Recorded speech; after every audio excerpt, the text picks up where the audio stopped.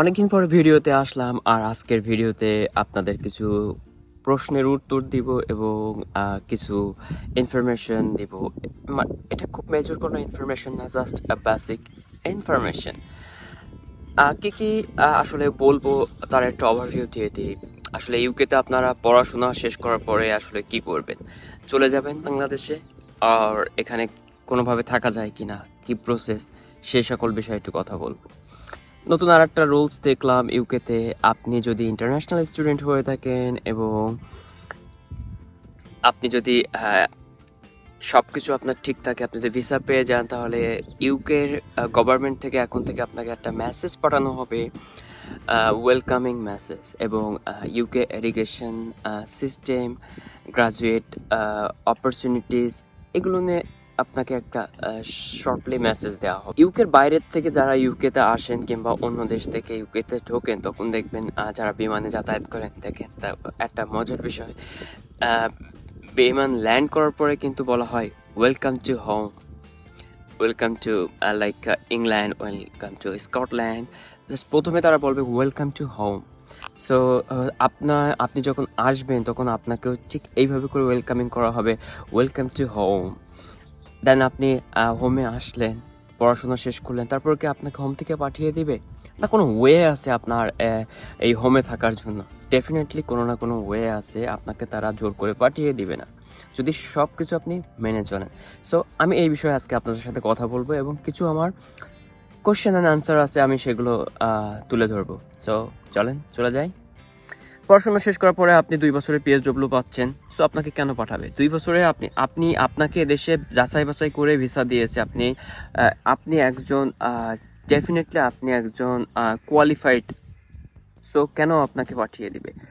এজন্য তো যেটা আপনাকে করতে হবে সেটা হচ্ছে আপনাকে ফাইন্ড আউট করতে হবে গুড একটা জব, এবং চেষ্টা করতে হবে যেখানে জব করবেন সেখান থেকে স্পন্সরশিপ ম্যানেজ করা, একটা অপশন।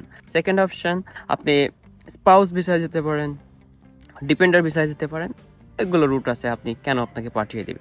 ইভেন আপনার যদি মনে হয় যে আমার ইউকেতে ভালো লাগতেছে না, সো ইউকে থেকে ইউরোপের অনেকগুলো কান্ট্রিতে ইজিলি ভিসা পাওয়া যায়। সো আপনি ইউকে এডুকেশন শেষ করলে আপনাকে সেকেন্ড টাইম ওয়ার্ল্ডের কোথাও আর আইএলটিএস দিতে হচ্ছে না। চাইলে USA, Canada, Australia, Austria, what country would you like to apply, easy. So you can switch anywhere from the UK. অনেকগুলো ওয়ে আছে আপনি আসলে ভিসা সুইচ করার জন্য। হ্যাঁ, এক ভাই আমাকে কমেন্টস করছেন যে বেডফোর্ডশায়ার, লুটন এরিয়াতে থাকলে আসলে ইনকাম সোর্স কেমন। আপনি লুটনে, আমি পার্সোনাল রিকমেন্ড করব, লুটনে না থাকলেও অসুবিধা নেই। আপনি যদি লুটনে থাকেন তাহলে হয়তোবা জব অপরচুনিটি আছে, আপনাকে খুঁজে নিতে হবে। আর আপনি যদি লন্ডনে, ইংল্যান্ডের থেকে লুটনে যাতায়াত করেন, তাহলে হয়তোবা উইকলি 2 দিন ক্লাস থাকলে আপনার হয়তোবা 130 পাউন্ড কি 40 পাউন্ড খরচ হবে। লন্ডনে বাসা ভাড়ার জন্য খরচ হবে 350, আর খাওয়ার জন্য 100। সো টোটাল অ্যারাউন্ড 700 থেকে 650 পাউন্ডস মতো পার মান্থ আপনার কস্ট হবে। এবং ইংল্যান্ডে, লন্ডনে থাকলে হয়তো আপনার জব অপরচুনিটি অনেক বেশি থাকবে। লুটনে নেই যে তা না, লুটনেও আছে। আশা করি আপনার উত্তর পেয়ে গিয়েছেন। আরেক ভাই আমাকে কোশ্চেন করছিলেন যে আসলে ভাইয়া আমি কি কাজ করি। বেসিক্যালি বাংলাদেশে যখন আমি ছিলাম তখন হচ্ছে আমার এডুকেশন ব্যাকগ্রাউন্ড ছিল সায়েন্স রিলেটেড। আমি এদেশে আসার আগে আমি হোটেল ম্যানেজমেন্টের একটা কোর্স করে আসছিলাম। সো সেই কোর্সটা আমার কাজে দিয়েছে, যেহেতু আমার একটা স্কিল সার্টিফিকেট ছিল। আমার বেসিক রুট, আমার বেসটা বেশ স্ট্রং ছিল। আমি ফুড, বেভারেজ এবং সার্ভিস সম্পর্কে বেশ বড় একটা মানে 1 ইয়ারের একটা কোর্স করে আসছিলাম এবং ইন্টার্নশিপ করে আসছিলাম। এখানে যখন অ্যাপ্লিকেশন করছিলাম প্রথম অবস্থায় ডাকেনি, তারপরে আসলে এজেন্সির মাধ্যমে আসলে জব পাই। তারপরে আস্তে ধীরে ধীরে আমি আমার লিঙ্ক তৈরি করে নিই। আর যেহেতু ম্যাক্সিমাম ক্ষেত্রে হয় কি যে আমরা যারা বাঙালি তারা হচ্ছে এসে যে জব পাই সেই জবেই ঢুকে যাই, কারণ আমাদের টার্গেট থাকে we have to earn money. So যে টাইপের জব হোক না কোনো, আমরা একেবারে করতে রাজি, যেটা অন্য দেশের কেউ এসে এই টাইপের জব করে না, যে জবগুলো অনলি আমরা বাঙালিরা করে থাকি। সো আমরা এসে কি করি, হয়তো পোর্টারের কাজ করি কিংবা ফুড রানারের কাজ করি, বাট অন্য কান্ট্রির মানুষরা তা করে না। এরা ডিরেক্ট এসে হচ্ছে রেস্টুরেন্টগুলোতে হোক, হোটেলগুলোতে হোক, এরা ডিরেক্ট এসেই চেষ্টা করে যে আসলে একটা পজিশনাল কোনো জব ফাইন্ড আউট করতে, ভালো কোনো শপে টিলের কাজ করার জন্য, অর্ডার নেওয়ার জন্য কিভাবে অর্ডার নিতে হয় এই বিষয়ে তাদের আসলে তারা চেষ্টা করে একটু মানে অ্যাডভান্স লেভেলের একটু জব, যেটা আমরা বাঙালিরা কখনোই ট্রাই করি না। আমার ক্ষেত্রেও সে লোয়ার মিডল ক্লাস ফ্যামিলি থেকে আসছি, এসে আমি প্রথমেই আমার জবটা শুরু হয়েছিল, শুনতে খারাপ লাগে আসলে, থালাবাটি মাজা থেকে আমার ফার্স্ট জব শুরু হয়। তারপরে আমি জব সুইচ করি car wash. Oh my god, it's really really really so hard job. আমার কাছে মনে হয়েছে পানিটা খুবই ঠান্ডা, ফ্রিজিং, অ্যান্ড বুঝতে পারতেছেন যে কার ওয়াশটা কতটা কঠিন। তারপরে শুরু হয় আসলে ফুড রানার, ওয়াইন রানার। তারপরে শুরু হয় আসলে হাউস কিপিং, মানে বেড সাজানো, টয়লেট পরিষ্কার করা। বাট আমি আমার সব পার্সোনাল সব কিছু আপনাদের শেয়ার করে দিলাম, যেটা আমি করেছি সেটা আমি শেয়ার করে দিলাম।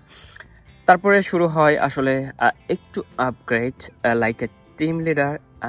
আমি এই কাজ করতেছি একটা 4 স্টার হোটেলে ফুড অ্যান্ড বেভারেজ অ্যাসিস্ট্যান্ট হিসেবে। এই হচ্ছে বর্তমান আমার কাজ, আমি এই কাজ করতেছি। আর মান্থলি আর্নিং বর্তমান যেটা হচ্ছে মিনিমাম ওয়েজেস, তারা সেটাই আমাকে পে করে, এবং কিছু অ্যাডিশনাল পে যেমন সার্ভিস চার্জ সেটা পাই।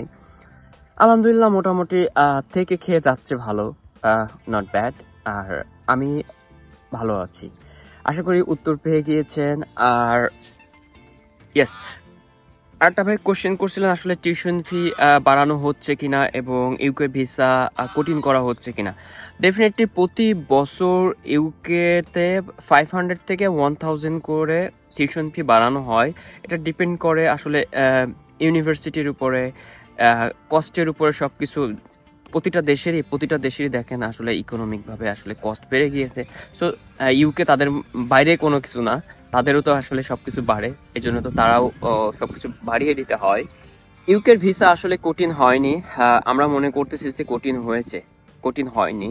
কোভিডের পরে আসলে এদেশে আসলে ইকোনমিক ভাবে অনেক ডাউন হয়ে গিয়েছিল, কিছুটা ভিসা প্রসেসটা ইজি করে দিয়েছিল। তখন হয়তো বা ইন্টারভিউ নিত না, এখন হচ্ছে ইন্টারভিউ নিতেছে।